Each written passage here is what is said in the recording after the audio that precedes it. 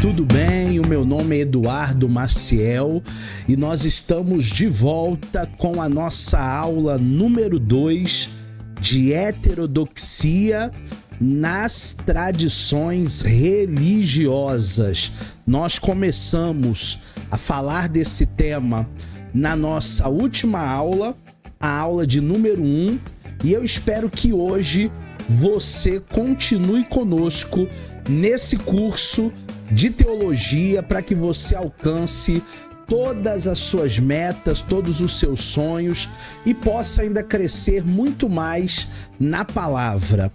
Na aula passada, o que nós aprendemos? Na aula passada nós conceituamos o que é heterodoxia. Nós também, na aula passada, falamos como a heterodoxia se manifesta na religião, no judaísmo. Também falamos como ela se manifesta já numa outra religião, o islamismo, que é o nosso tema da aula de hoje. E por último, falamos ainda como ela se manifesta no espiritismo, que será o nosso assunto da próxima aula mais profundamente. Hoje eu vou falar um pouco mais do islamismo e na próxima aula a gente vai fechar falando ainda mais um pouco do espiritismo. Nós também falamos na aula passada sobre a história do judaísmo. Nós nos debruçamos nessa história. Falamos dos textos sagrados, da Torá, do Talmud.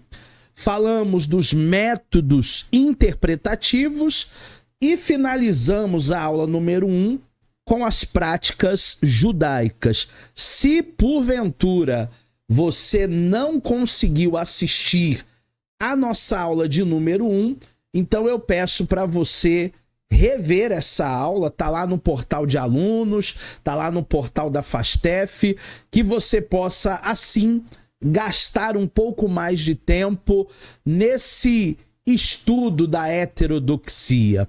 Hoje, como eu já disse, nós vamos nos aprofundar nesse tema que é o islamismo. Professor Eduardo, o islamismo é a mesma coisa? Não. Nós podemos comparar o islamismo como qualquer outra religião. Vamos comparar, por exemplo, com a religião protestante? Quando nós falamos em evangélicos, a gente está dizendo de muita gente, a gente está falando de muita gente. Evangélico é muita gente. Então nós não podemos acreditar que islamismo é tudo a mesma coisa, porque evangélicos não é tudo a mesma coisa. Tem os batistas, tem os assembleanos, tem os neopentecostais, tem os presbiterianos, tem os reformados, tem os renovados, enfim. A igreja evangélica, a igreja protestante, ela é muito plural. Da mesma forma, o islamismo também tem essa pluralidade. Vamos adentrar hoje nesse assunto do islamismo. Vamos nos aprofundar um pouco mais no pensamento muçulmano. O islamismo surgiu no século VII, na Península Arábica, com as revelações recebidas pelo seu profeta. O profeta do islamismo é chamado de Maomé ou Muhammad. É hoje a segunda maior religião do mundo, são aproximadamente 1,8 bilhão de fiéis e se fundamenta na submissão a Deus. Quem é o Deus do islamismo? Alá. A segunda religião mais populosa do mundo. Só perde para o cristianismo. Das religiões, as três, maiores religiões monoteístas que nós temos no mundo, O islamismo ocupa a terceira posição, o cristianismo a primeira posição e o judaísmo a terceira posição. O islamismo ele tem crescido muito ao longo dos anos. Ao longo dos anos, nós vemos um crescimento exponencial na fé islâmica, na fé muçulmana. Também na aceitação de Maomé como seu último profeta. O termo Islã significa submissão e está ligado à ideia de paz espiritual e também à obediência divina. Então, quando falamos nesse conceito, nesse termo, que é o termo Islã, Islã significa submissão. E os adeptos, os fiéis muçulmanos, verdadeiramente eles têm uma submissão, que em alguns casos é até uma submissão cega. O que eles buscam? Qual é a ideia? A ideia de receber uma paz espiritual, uma obediência sem nenhum tipo de questionamentos a essa vontade divina, que para eles, no caso, é o Alá. A doutrina islamista, a doutrina muçulmana, é o Tawhid, que é essa unicidade divina, um único Deus, uma religião monoteísta. O princípio central do islamismo é o Tawhid, a crença absoluta na unicidade de Deus. Não existe para o muçulmano vários deuses. Só existe um único Deus. Alá é o único, sem parceiros, sem intermediários, sem associados. É ele que transcende a qualquer forma de divisão, de multiplicidade. O Tawhid se desdobra em 3 dimensões. Então é muito importante que nós, estudantes de teologia, de um nível até avançado, né? Nós não somos principiantes, nós já estamos estudando teologia aí pelo menos uns 4 anos. Você, aspirante a bacharel, né, de teologia, graduado, precisa entender que o islamismo é uma religião monoteísta. Eles buscam sempre essa unicidade de Deus. Essa é a sua doutrina.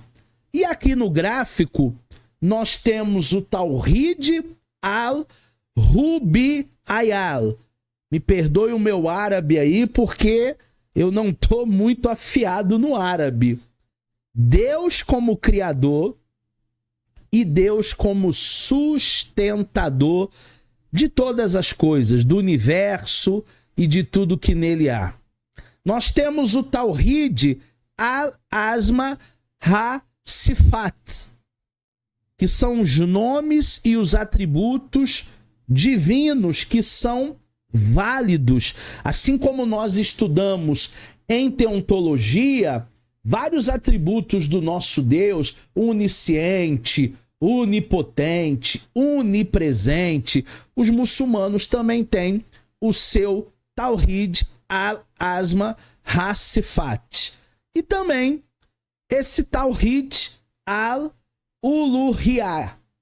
que é uma adoração exclusiva a Alá.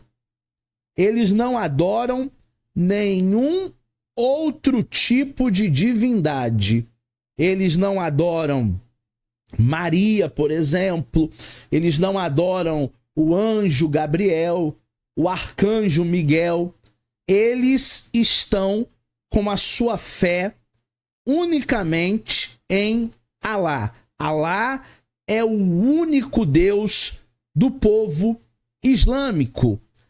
Nessas 3 dimensões do Tawhid, o Al-Rubi'ah reconhece que Alá é o único Senhor e Criador para o muçulmano. O Tawhid Al-Uluhiyah, eles adoram somente a Alá, sem ídolos, ou intermediários, ou associados, ou deuses menores. E o Tawhid Al-Asma Hassifat, eles afirmam que os nomes e os atributos divinos, conforme revelados no seu livro sagrado, no Corão ou no Alcorão, não podem ter nenhum tipo de comparações humanas. Ou seja, eles não comparam Alá com nenhum ser humano, nem em figura de linguagem, como nós temos o costume de antropomorfismo, antropopatismo, as mãos de Deus, o coração de Jesus. Eles não fazem essas comparações da divindade, do único Deus para eles que se chama Alá, com comparações humanas. Alá não se compara a nenhum ser humano. Existem pelo menos 5 pilares da fé islâmica. 5 pilares do Islã. Essa prática religiosa islâmica, muçulmana, ela se organiza, turma, em torno de 5 pilares. E esses pilares, eles vão estruturar toda a vida espiritual do islamista, como também toda a vida comunitária. O primeiro pilar que nós vamos comentar nessa aula é o Shahada, ou Shahadá. Não há divindades além de Alá. E Maomé é o seu mensageiro.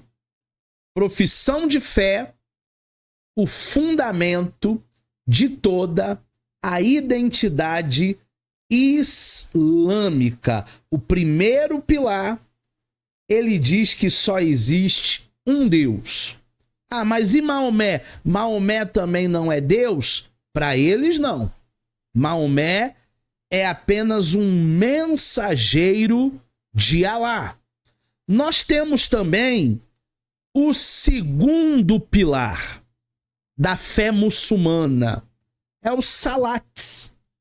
O Salat é aquela oração ritual que o muçulmano ele faz, ele realiza pelo menos 5 vezes ao dia, voltado para Meca, direcionado para Meca. Eu já contei para vocês que uma vez eu estava dirigindo na rodovia Presidente Dutra e aí um carro parou na minha frente, estava trânsito, eu fiquei acompanhando o que ele iria fazer naquele acostamento. Ele tirou um tapetinho de dentro da mala do carro, ele se ajoelhou, como essa figura que eu coloquei aqui para vocês, e ele fez a sua oração virado para Meca.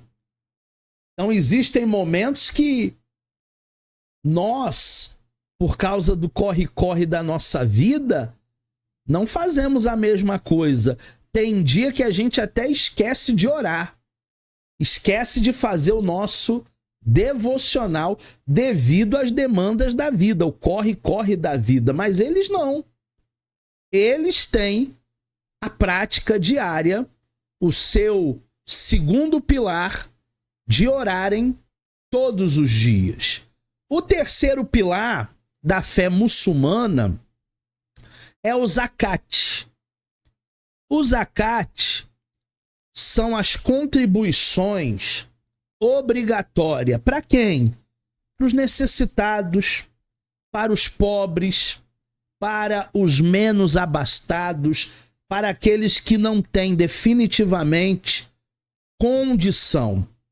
Ali eles expressam a sua solidariedade social. Então é uma religião também, turma, que se preocupa com a causa social. Não é uma religião egoísta que só pensa no seu conforto, que só pensa no seu bel prazer, que só pensa apenas em si. Não.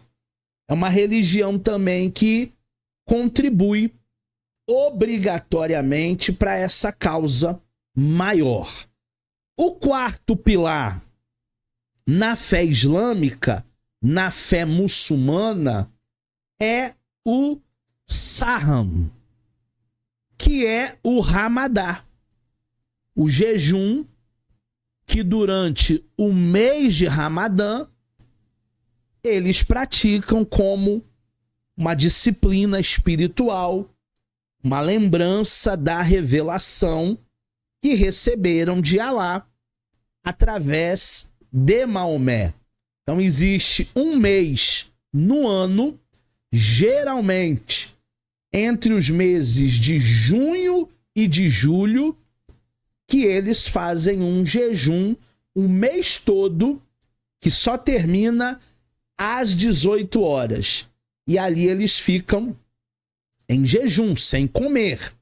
Até os jogadores de futebol que são muçulmanos, principalmente quando vão jogar nessa época Copa do Mundo, eles precisam se readaptar, porque quebrar essa prática do Ramadã, eles não quebram. Esse quarto pilar, eles não fazem. Então eles acabam se adaptando ali com os médicos, os nutricionistas das seleções, das equipes, para que eles possam jogar o futebol, mas também se alimentarem no período pós 18 horas. E o quinto pilar é o pilar do Hajj. O que é o Hajj? É a peregrinação, pelo menos uma vez, obrigatoriamente, para Meca. Ao menos uma vez na vida, a pessoa precisa juntar dinheiro, a pessoa precisa juntar recursos, a pessoa precisa fazer ali um financiamento para que ela possa viajar para Meca. Ah, mas isso, graças a Deus, não existe na igreja cristã, não existe na igreja evangélica. Em algumas não, em outras sim. Não se fala que deve ir pelo menos uma vez a Meca, mas se prega sim, eu já ouvi em poucas igrejas que a pessoa tem que fazer um esforço para ir para Israel, Terra Santa. Também existem igrejas aí que acabam incentivando a mesma prática. Só muda verdadeiramente a viagem, mas a intenção praticamente é a mesma. Falando um pouco sobre os textos sagrados da fé islâmicas, nós temos o Corão, que também é chamado, mais conhecido como Alcorão.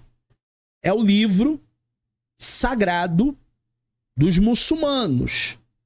O livro sagrado do islamismo, considerado a palavra literal de Deus, não é uma palavra alegórica, é uma palavra literal de Deus, que foi revelada ao profeta Maomé entre os anos de 610 e 632 depois de Cristo, século VI, século VII, redigindo em árabe, e é dividido em 114 capítulos.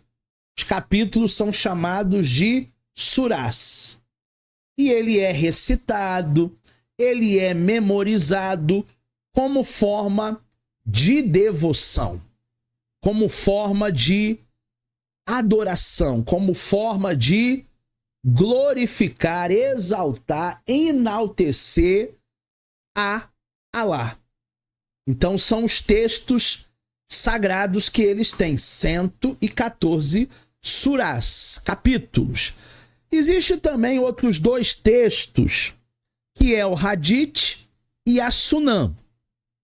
O Hadith são coleções de ditos, de provérbios, coleções de ditados e ações atribuídos a Maomé, que foram transmitidos, obviamente, no século VII, para os seus companheiros. Então nós temos aqui esse livro, que são provérbios, são ditados, são ditos aí do profeta Maomé. Temos ainda o Sunan, que aí já é um outro livro com conjunto de práticas, com tradições proféticas muçulmanas do islamismo, e que serve como modelo de conduta, serve como modelo moral, o que eles devem fazer e o que eles não devem fazer, o que eles podem e o que eles não podem. Então também temos aí toda uma problemática, digamos assim, nesse texto, porque aquilo que eles falarão na Suna ou Suná, eles vão cumprir à risca. Ambos acabam complementando o Alcorão. São literaturas fundamentais para a jurisprudência e para a vida cotidiana dos muçulmanos. Então nós temos o Alcorão, nós temos o Hadith e nós temos a Suna ou Suná, que são, na realidade, os textos norteadores da fé islâmica. Eles praticam isso com todo o seu coração. As escolas jurídicas nada mais são do que correntes. Nós temos até o Madhhab, porque o islamismo ele desenvolveu diferentes escolas de interpretações da lei islâmica, semelhante ali às escolas de interpretações que nós temos no judaísmo. Existe a escola de Shammā, existe a escola de outros rabinos. Aqui também existem várias correntes, várias escolas jurídicas para a interpretação dessa lei. A Sharia é essa interpretação islâmica, especialmente dentro do sunitismo. Daqui a pouco a gente vai falar que a fé islâmica se divide em sunistas e xiitas, que é o pessoal mais radical, né? O pessoal mais cego pela religião, os mais fanáticos, digamos assim, aqueles até que matam cristãos. Mas isso é um papo para daqui a pouco, já que nós estamos nas correntes. Nessas correntes nós temos autoridade textual, nós temos flexibilidade hermenêutica, nós temos prática local e nós temos racionalização. Você vê que são extremos, né? O extremo da racionalização está oposto à autoridade textual. O extremo da flexibilidade da hermenêutica está oposto à prática local. O Hanaf traz essa razoabilidade e analogia. Trabalha a questão de ilustrações, de parábolas, de contos. Já a Malik ou Maliki trazem as práticas de Medina. Já é voltada mais para uma prática local e para uma autoridade textual. Temos ainda a Shafi, que é um método jurídico sistemático, muito mais racional, não perdendo ali a hermenêutica e a flexibilidade do texto. E ainda o Rabali, que é o literalismo da tradição. Ou seja, o que a letra propõe, eles cumprem, eles obedecem, eles acabam praticando dentro desse literalismo. Essas escolas do Hanaf e do Maliki, o Hanaf é uma escola jurídica mais flexível e também ela é mais predominante tanto na Ásia Central como também no sul da Ásia.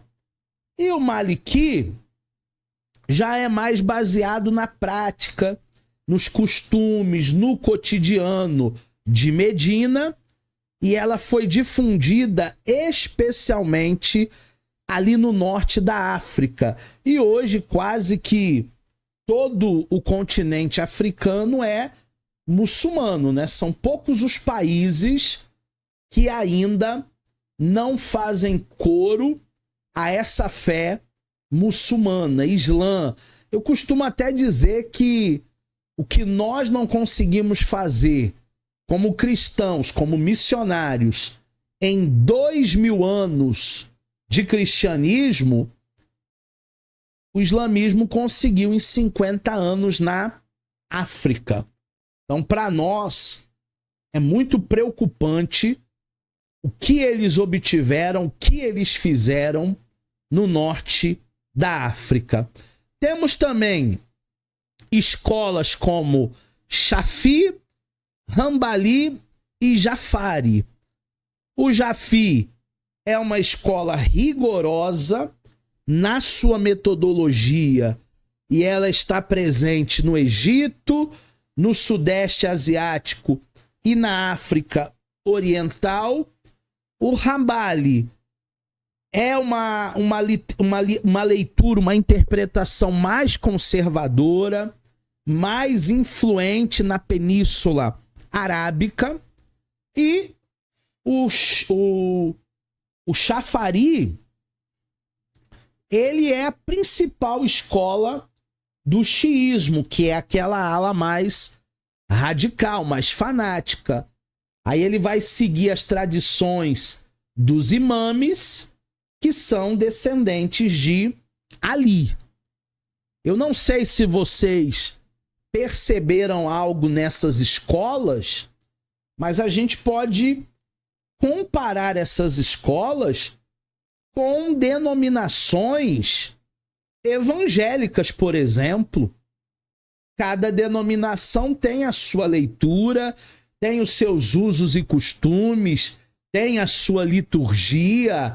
A Batista é diferente da Assembleia, as Assembleias são diferentes das neopentecostais.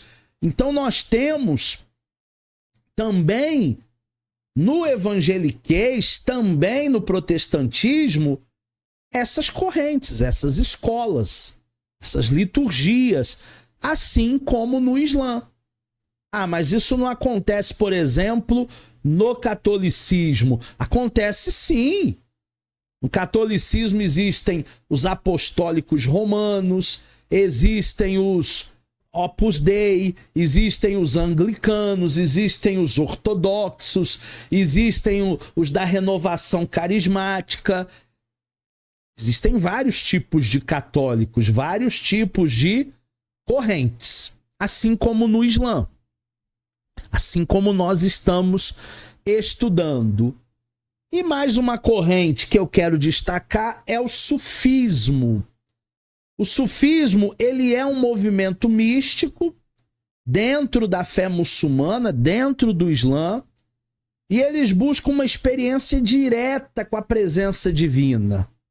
Os sufis, eles enfatizam muito a purificação interior, a prática da oração contemplativa e o amor de Deus. Guardada as devidas proporções, são os pentecostais. Se a gente for ver bem, o que os pentecostais, eles acreditam, o que os pentecostais, eles pregam, o que os pentecostais, eles buscam, geralmente, é esse experiencialismo. E nós temos ainda, aqui no sufismo, as suas confrarias, os seus rituais que se desenvolvem. Nós temos a música, a poesia, a dança, a espiritualidade e os derviches rodopiantes. Tá vendo? Por que eu falei que parece muito com o pentecostalismo? Tem uma semelhança. A gente não pode negar. O sufismo é considerado heterodoxo, porque no sufismo existem vários setores, mas ele é profundamente enraizado nessa espiritualidade islâmica. Apesar de serem mais experiencialistas, eles são extremamente enraizados nessa fé islã. Xiitas e sunitas. Nós temos essas duas classes, nós temos esses dois grupos. Quais são as diferenças, professor, dos xiitas e dos sunitas? As diferenças, elas são principalmente históricas, também políticas, religiosas, surgidas logo após a morte do profeta Maomé, no ano de 632. Então, quando Maomé ele sai daqui deste mundo, existem algumas lacunas interpretativas, existem algumas coisas que eles queriam começar a fazer ou talvez manter naquele mesmo ritmo do Mohammed. E aí, essas duas classes acabam surgindo, há uma divisão.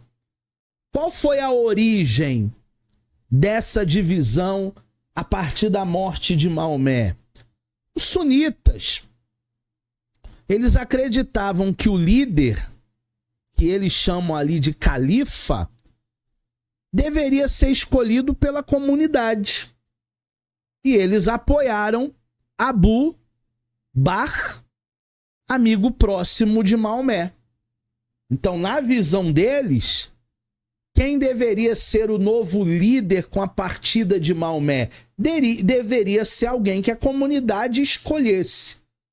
Um sistema ali, não episcopal, mas um sistema ali congregacional. Já os xiitas, eles defendiam e eles defendem até hoje que a liderança tem que ficar na família. Família do profeta, especialmente com Ali, o seu primeiro primo e genro. Muito semelhante, né? As famílias que nós temos hoje no clã gospel, que a igreja, quando o pastor jubila, não passa para o pastor auxiliar, não passa para o segundo pastor ou para o vice-presidente, passa para o filho dele. Ainda que o filho dele não tenha um chamado pastoral, passa para o primo, passa para o genro dele. Muito semelhante esse sistema xiita. Liderança religiosa. Os sunitas, eles não têm uma posição religiosa centralizada na figura de alguém. Os líderes, eles são estudiosos, imames, sheiks, aqueles que estão preparados para liderar. Já os xiitas, eles vão seguir uma linha de líderes espirituais chamado imames, que são considerados divinamente guiados. O que isso quer dizer? Quer dizer que o líder xiita está acima do bem e do mal. Ele não erra, ele não peca, ele foi escolhido divinamente, ele é um intocável. Já os sunitas não. Os líderes, essa liderança, ela não está centralizada na figura de alguém. Uma vez eu ouvi uma frase do apóstolo Joel Pereira, lá de Volta Redonda, que eu nunca vou esquecer. Onde há concentração de poder, também há concentração de demônios. O poder não tem que ser centralizado. A liderança, ela não tem que ser centralizadora. Porque ninguém faz nada sozinho. A interpretação religiosa. Para os sunitas, eles se baseiam no Alcorão e nos ensinamentos da Sunnah, do profeta Maomé, com interpretações das mais variadas.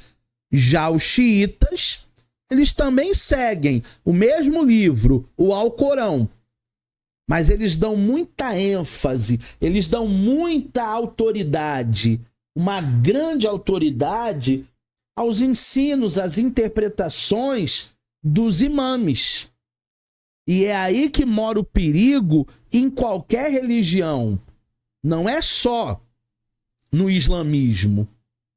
Em qualquer religião mora o perigo, porque o homem não é o dono da verdade. Porque o livro sagrado é um livro interpretativo.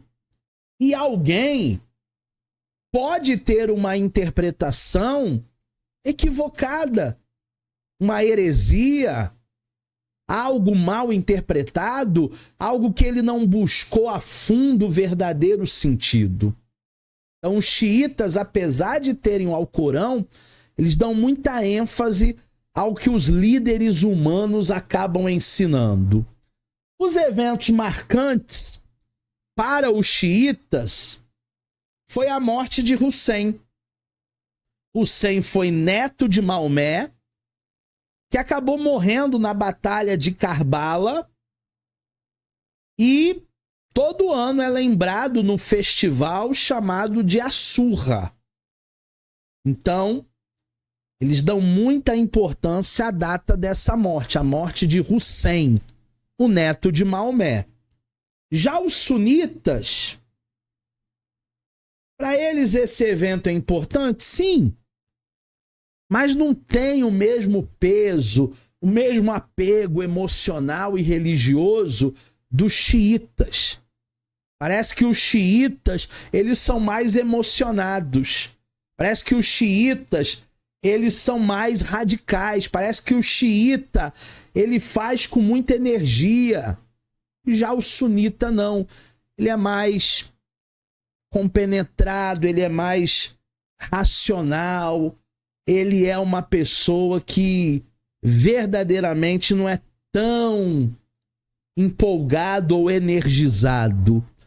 85% dos muçulmanos são sunitas. A grande maioria, de 85% a 90% dos muçulmanos, são sunitas. Então é todo muçulmano que mata cristão? Não. É a minoria. É todo muçulmano que é homem-bomba do Estado Islâmico? Não. É a minoria. Por que minoria? Porque nós temos só 10% de xiitas. De 10% a 15% no máximo.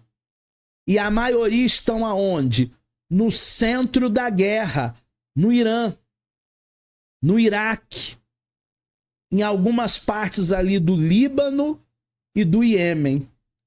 Por isso, toda essa tensão geopolítica que nós estamos vivendo nos dias atuais. Sempre está estourando uma guerra, justamente por causa desse radicalismo e por causa dessa mistura também Estado-religião. Em resumo, qual é o recorte que a gente pode fazer dessa aula? A principal diferença é que quem deveria liderar a comunidade islâmica após o Maomé acabou gerando tradições, acabou gerando práticas e visões distintas ao longo do tempo. Por quê, professor? Porque um quer uma coisa, o outro quer outra coisa. E aí, como é que a gente vai agradar a gregos e a troianos? Como é que a gente vai agradar a xiitas e sunitas? É praticamente impossível agradar a todos esses grupos. O islamismo, em síntese, ele combina uma doutrina clara de unicidade divina, só existe um único Deus, como nós falamos no início dessa aula, com práticas comunitárias que estruturam a vida do fiel muçulmano. Os textos sagrados que nós vimos hoje e as tradições acabam moldando não apenas a religião, mas também o sistema jurídico, o sistema cultural, o sistema político em diversas sociedades muçulmanas.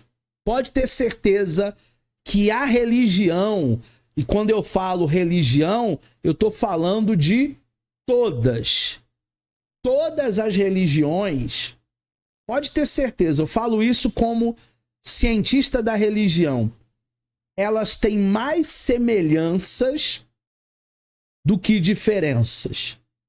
Se você se debruçar e estudar o fenômeno religioso, inclusive na FASTEF, a gente tem a pós-graduação em Ciências da Religião. Se você quiser ser um cientista da religião como eu, faça essa pós depois, quando você finalizar a tua graduação. As pós-graduações, elas são mais rápidas, né?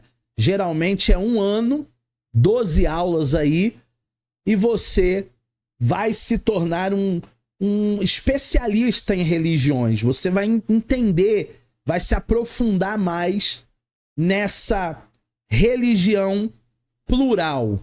O islamismo, como todas as outras, é normativo, é plural. Existe uma diversidade interna expressa através das escolas jurídicas e também no sufismo, que é o pessoal mais místico, mais experiencialista do islamismo, e mostra pra gente como o Islã, ao mesmo tempo, ele pode ser normativo e plural, ortodoxo e heterodoxo. Ou seja, as pessoas da fé muçulmana, elas são diferentes.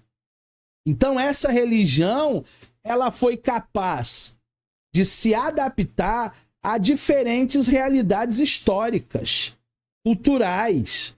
Eu já disse várias vezes para vocês, que são meus alunos mais antigos, a religião molda a sociedade. E a sociedade é moldada pela religião. Não tem como fugir, turma. Há uma influência religiosa. Em alguns estados vão ter mais católicos, em outros estados do Brasil vão ter mais evangélicos, em outros lugares vão ter mais espíritas. Não tem como.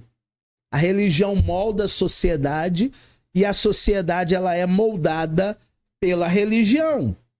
Normativo, estruturado pelos 5 pilares que a gente viu hoje nessa aula, também pelo Alcorão e também pela Sharia. Plural, porque existe uma diversidade de escolas e de correntes muçulmanas, pelo sufismo, que é mais místico, e pela tradição xiita e sunita. Por isso essa pluralidade, por isso o muçulmano é muita gente. E adaptável, porque ela foi capaz de se moldar como religião às diferentes realidades históricas, culturais, ao longo dos séculos. Ao longo dos séculos, a cultura vai mudando, a sociedade vai mudando, as coisas vão mudando e a religião ela vai se adaptando. A fé que nós professamos em Deus é a mesma, mas o modelo, a forma, ela pode sim ser modificada ao longo dos anos. Chegamos ao final da nossa segunda aula de heterodoxia e tradições religiosas. Nos vemos na próxima aula, que é a aula de número 3. Eu espero vocês.